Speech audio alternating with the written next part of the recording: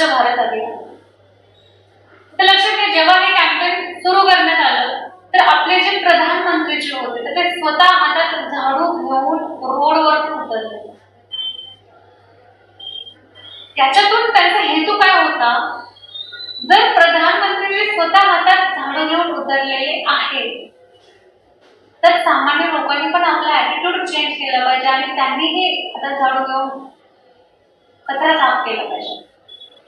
म्हणजे थोडक्यात काय होतं हेतू की लोकांनी आपला ॲटिट्यूड चेंज करावं, वृत्ती चेंज करावं. भारत जो आहे तो कचरा मुक्त व्हावा. समजतंय?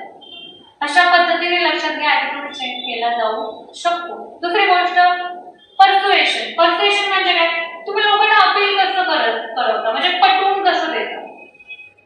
जसं की क्रिस्टियानो रोनाल्डो, तर एका मॅच आधी त्याची प्रेस कॉन्फरन्स असते मॅच पूर्वी, तर त्याच्यासमोर कोका कोलाची बॉटल असते.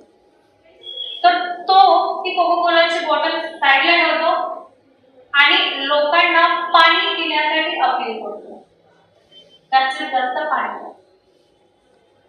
आता याच्यातून एक इथिकल प्रश्न पण तयार होतो की असे स्पोर्ट पर्सन जे स्वतः ते एनर्जी ड्रिंक पीत नाहीत किंवा वापरत नाहीत, मग त्यांनी अशा पद्धतीचे ऍड कराव्यात का?